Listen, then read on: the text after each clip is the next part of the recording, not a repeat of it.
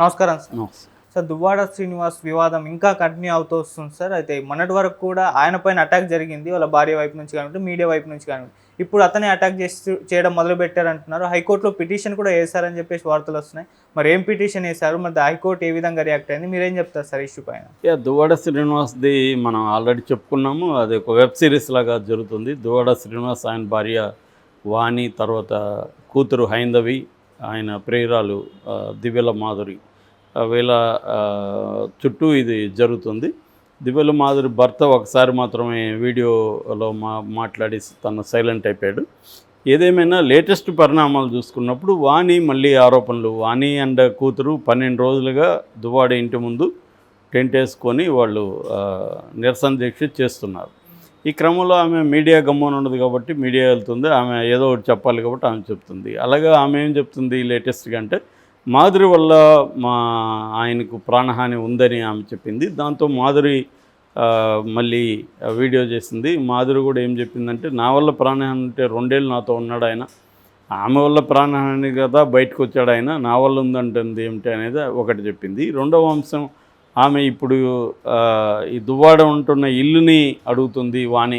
ఆ ఇల్లుకి సంబంధించి నేను 2 కోట్లు ఇచ్చాను నిర్మాణానికి, ఆ 2 కోట్లు నాది కాబట్టి ఆ దువ్వాడ ఉంటే నేనేం అడగను, నాకు ఆ 2 కోట్లు అవసరం లేదు. కానీ వానికి ఆ ఇల్లు ఇచ్చేటే ఉంటే మాత్రం నేను కూడా వచ్చి ఆ ఇంట్లో కూర్చుంటా, ఎందుకంటే నాకు కూడా వాటా ఉంది, నేను 2 కోట్లు ఇచ్చాను అని ఆమె చెప్పింది. అట్ ద సేమ్ టైం ఆమెకు యాక్సిడెంట్ అయిన తర్వాత బ్రెయిన్లో బ్లడ్ క్లాట్ అయింది కాబట్టి డాక్టర్సు మీడియా ముందుకెళ్ళి, నువ్వు ఎగ్జైట్ అయితే అది ఆ బ్లడ్ క్లాట్ ఇంకా సివియర్ అవుతుంది కాబట్టి ప్రశాంతంగా ఉండాలి అని చెప్పారు. కాబట్టి నేను ఒక 10 రోజుల వరకు సోషల్ మీడియా వైపు రానని ఆమె చెప్పింది. ఇక దువ్వాడ నిన్న ఆయన మీడియాతో కూడా మాట్లాడాడు. ఆయన ఏమన్నా అంటే, నా దగ్గర 30 కోట్లు ఉంది, 30 కోట్లు 29 కోట్లు నా కూతురులకి ఇస్తాను, కానీ వాణితో మాత్రం ఉండే ప్రసక్తి లేదు అని. ఎందుకంటే వాణి నువ్వు నీ ఇష్టం వచ్చినట్టు ఎవరితోన్నా ఊరికి కానీ నాతో మాత్రం ఉండని ఆమె చెప్తుంది. ఈ నాతో ఉండనేది ఎందుకు చెప్తుందంటే, నన్ను ఆమె రాజకీయంగా సమాజ్ చేయాలనే ఉద్దేశంతోనే చెప్తుంది అనేది దువ్వాడ ఆరోపిస్తున్నాడు. గతంలో కూడా నన్ను టెక్కల నుంచి తరిమేయాలనే ప్లాన్ చేసింది, తనకి రాజకీయ ఆకాంక్షలు ఉన్నాయి, అందుకని నా మీద ఇలా చేస్తుంది అనేది ఈయన చెప్పాడు. నేను డబ్బులైనా ఇస్తాను కానీ నేనైతే ఆమెతో ఉండే ప్రసక్తి లేదన్నాడు. దానికి సంబంధించి ఒక లాయర్ ద్వారా విడాకుల నోటీసు కూడా వానికి పంపించాను. సో లాయర్ సలహాతోనే ఇప్పుడు ఆమె ప్లేట్ ఫిరాయించి నాతో ఉండండి చాలు అంటా ఉంది. అంటే విడాకులు తీసుకోవడం ఆమెకి ఇష్టం లేదు, విడాకులు ఇవ్వడం. కాబట్టి గోల చేస్తే రేపు కోర్టులు విడాకులు ఇచ్చే అవకాశం ఉంది కాబట్టి లాయర్ ఆమెకు సలహా ఇచ్చాడు. దాంతో ఆమె ప్లేట్ ఫిరాయించి మీరు నాతో ఉంటే చాలని నన్ను ఏదో ఆమె గొప్పగా చూసుకుంటున్నట్టుగా, ఆమె బాగా చూసుకుంటే నేను ఎందుకు బయటకు వస్తాను అసలు అని అతను చెప్తున్నాడు. సో నా కూతుర్ని కూడా రెచ్చగొట్టి వీళ్ళిద్దరు చేస్తున్నారు, కానీ ఆమె ఏమీ ఆపట్లేదు పోరాటం. రెండోది, తను దువ్వాడ శ్రీనివాస్ టెక్కలి పోలీస్ స్టేషన్లో భార్య కూతుర్ల మీద కేసు ఫైల్ చేశారు. ఇలాగా వాళ్ళ నుంచి నాకు ప్రాణాపాయం ఉంది, వాళ్ళ చుట్టూ ఉన్న వాళ్ళు దాడులు చేసే పరిస్థితి ఉంది, ఆల్రెడీ నా ఇంటి మీద చాలాసార్లు దాడులకి వాళ్ళు ప్రయత్నించారు, వాళ్ళకి తెలుగుదేశం ప్రభుత్వం అండ ఉంది కాబట్టి నాకు ప్రాణాపాయం ఉందని ఆయన కేసు పెట్టాడు. కానీ టెక్కలి పోలీసులు కేసు పెట్టినా కూడా వాళ్ళు ఎటువంటి చర్య, 12 రోజులు అయిపోయింది కేసు పెట్టి, ఎటువంటి చర్య తీసుకోవట్లేదు అని ఆయన నిన్న హైకోర్టులో పిటిషన్ వేశాడు.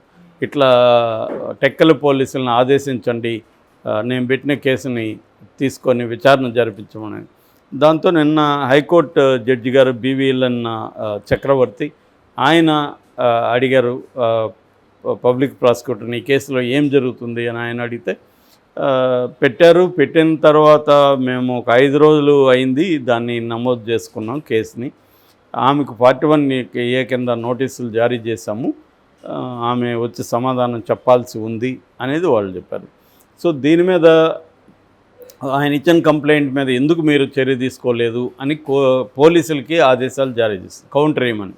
అంటే ఇప్పటివరకు ఏమేమి చర్యలు తీసుకున్నారు, జస్ట్ నోటీస్ ఇచ్చేసి ఊరుకున్నాం అంటే కుదరదు కదా, ప్రాణాపాయమైంది. ఇప్పటికి కూడా ఆయన ఇంటి ముందు టెంట్ వేస్తున్నారు, మరి వాళ్ళని ఖాళీ చేయించడమా ఇంటి నుంచి, ఎందుకంటే ఆయనకి ప్రాణాపాయం ఉందని భయపడుతున్నాడు అనేది కోర్టు ఇప్పుడు అడిగింది. సో ఇప్పుడు ప్రభుత్వం వైపు నుంచి కదలాల్సి ఉంది. ప్రభుత్వం ఏంటంటే ఇది వైసీపీ ఎమ్మెల్సీ కాబట్టి దీన్ని వైసీపీకి యాంటీగా మనం దీన్ని ఈ పర్సనల్ నెరేటివ్ని పొలిటికల్ నెరేటివ్గా ఉపయోగించుకుందాం అనేది తెలుగుదేశం చేస్తుంది.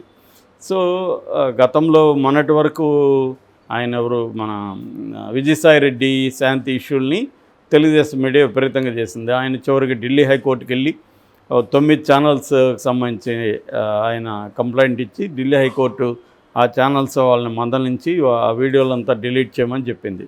సో ఇప్పుడు దువ్వాడు కూడా అదే మెథడ్లో వెళ్తున్నట్టుగా మనకు కనపడుతుంది. అంటే కోర్టు ద్వారా మాత్రమే మనకు న్యాయం జరగగలదు, ఎందుకంటే ఇక్కడ ప్రభుత్వం మనకి వ్యతిరేకంగా ఆమెను ఉపయోగించుకుంటుంది, ఇది పొలిటికల్ ఇష్యూ అయిపోయిందని. సో మరోవైపు జగన్కి కూడా తలనొప్పిగా మారింది. జగన్ ఆల్రెడీ దువ్వాడిని రాజీనామా చేయమన్నాడని, చేయకపోతే తనే తీసేస్తాడని కూడా వార్తలు వచ్చాయి. కానీ వైసీపీ నుంచి అఫీషియల్ వార్తలు రాలేదు. ఎందుకంటే ఈ ఇష్యూ వల్ల ఆయన జగన్ కానీ తనని రాజీనామా చేయమంటే ఇప్పుడు ఎమ్మెల్సీ మళ్ళీ గెలిపించుకోవడం కష్టమవుతుంది. ఆల్రెడీ దువ్వాడ వల్ల ఇప్పటివరకు వైసీపీకి నష్టం తప్ప లాభం జరగలేదన్న ఒక ఫీలింగ్ కూడా వైసీపీ నాయకుల్లోనే ఉంది. ఎందుకంటే ఆయనకి 2014లో 2024లో టెక్కలి సీట్ ఇచ్చారు. కింజవరపు అచ్చెన్నాయుడు ఓడిస్తాడు అనే హోప్తో ఉన్నారు. ఈయనేమో దారుణంగా ఓడిపోయాడు. 2019లో శ్రీకాకుళం ఎంపీ సీటు కూడా ఇచ్చారు. ఈ 3 పర్యాయాలు కూడా ఆయన ఓడిపోయాడు తప్ప ఒకసారి కూడా గెలవలేదు. అయినప్పటికీ ఆయనకి మళ్ళీ ఎమ్మెల్సీ కూడా ఇచ్చాడు జగన్. సో జగన్ ఏంటంటే తనకి ఆ ఏరియాలో ఇంకా వేరే ఆల్టర్నేటివ్ జగన్కి లేదు. వేరే వైసీపీలో తగిన అర్ధబలం ఉన్న నాయకుడు ఎవరు కనిపించలేదు. అందుకని ఈయన మీద అక్కడ డిపెండ్ అయినట్టు కనపడుతుంది. ఈయనేమో ఇలాగా తన ఇంటి గుట్టును బయటేసుకుని అల్లరైపోతున్నాడు. సో ఎందుకంటే ఎప్పుడైనా కూడా మీడియా డ్రామా చేయాలంటే ఆ వ్యక్తుల్లో కూడా ఎంతో కొంత డ్రామాటిక్ ఎలిమెంట్స్ లేకపోతే మీడియా ఎక్కువ కాలం చేయలేదు. సో వీళ్ళు దాన్ని మీడియాకి ఫీడ్ ఇస్తున్నారు. వీళ్ళు మాధురికి ముందు నుంచి మీడియాతో ఇంటరాక్షన్ ఉంది.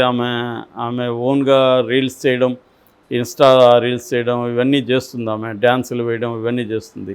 ఒక పక్క వాణి కూడా ఆమెకి పొలిటికల్ ఆస్పిరేషన్స్ ఉన్నాయి. భర్త కాకుండా నేను కూడా పొలిటికల్గా యాక్టివ్ కావాలనేది ఆమెకి ఉంది. సో ఆమె మీడియా ఫ్రెండ్లీగా ఆమెకు కూడా అది పబ్లిసిటీ వస్తుంది. మాధురికి దీనివల్ల ఓవరాల్గా మనకు మంచిగా పబ్లిసిటీ వచ్చింది, మన వీడియోలు బాగుపోతాయి, ఆమె కొంత అప్పిచ్చున్నట్టు కనపడుతుంది. సో వాళ్ళ హస్బెండ్ చెప్పాడు కదా ఆల్రెడీ, మహేష్ చంద్రబోస్, నేను 10 లక్షల నెలకి ఈమెకు పంపిస్తున్నాను. సో ఆ రకంగా ఆమెకి ఫైనాన్షియల్గా ఏమి ఇబ్బందులు ఉన్నట్టుగా లేదు. ఇక్కడ వీళ్ళ దీంట్లో మొత్తంగా పొలిటికల్ కెరీర్ పరంగా చాలా ఇబ్బందులు ఎదుర్కొంటుండేది దువ్వాడ శ్రీనివాస్.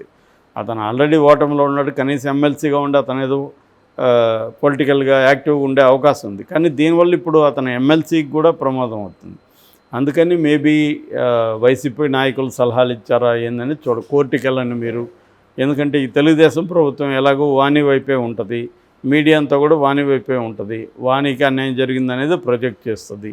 ఇక్కడ క్లియర్గా ఏంటంటే వాళ్ళిద్దరి మధ్య ప్రాబ్లమ్స్ వచ్చాయి, వాళ్ళు విడిపోదలుచుకున్నారు. బట్ ఆమె విడాకులు ఇవ్వదలుచుకోలేదు తనకి.